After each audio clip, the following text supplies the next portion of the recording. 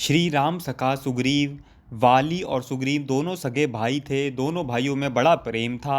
वाली बड़ा था, इसलिए वह वानरों का राजा था। एक बार एक राक्षस रात्रि में किष्किंधा में आकर वाली को युद्ध के लिए चुनौती देते हुए घोर गर्जना करने लगा। बलशाली वाली अकेला ही उससे युद्ध कर के लिए निकल पड़ा। भात प्रेम वशीभूत होकर सुग्रीव भी उसकी सहायता के लिए वाली के पीछे पीछे चल पड़े। वह राक्षस एक बड़ी भारी गुफा में प्रविष्ट हो गया।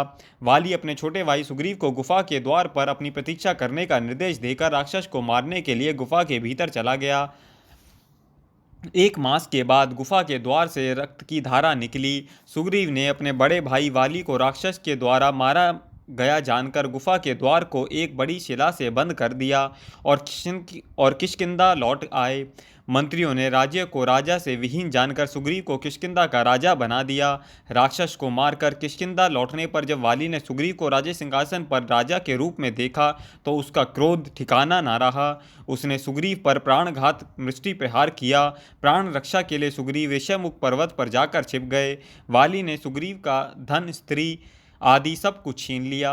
धन स्त्री हरण होने पर सुग्रीव दुखी होकर अपने हनुमान आदि 4 मंत्रियों के साथ ऋष्यमुख पर्वत पर रहने लगे।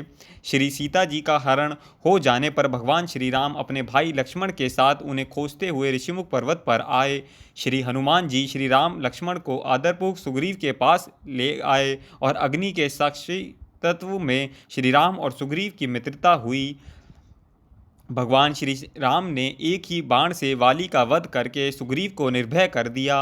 वाली के मरने पर सुग्रीव किष्किंधा के राजा बने और अंगद को युवराज पद मिला। तदंतर सुग्रीव ने असंख्य वानरों को सीता जी की खोज में भेजा।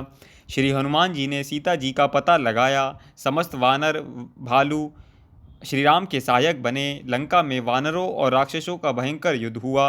उस युद्ध में सुग्रीव ने अपनी वानरी सेना साथ विशेष शौर्य का प्रदर्शन करके सच्चे मित्र धर्म का निर्वाह किया।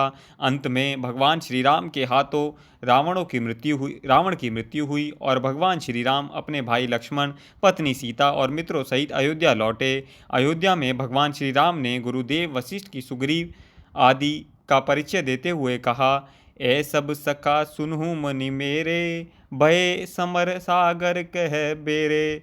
मम हित लाग जन्म इन हारे, भरतहु ते मोहि अधिक प्यारे। भगवान श्री राम का यह कथन उनके हृदय में सुग्रीव के प्रति अगाध स्नेह और आदर का परिचायक है। थोड़े दिनों तक अयोध्या में रखने के बाद भगवान ने सुग्रीव को विदा कर दिया।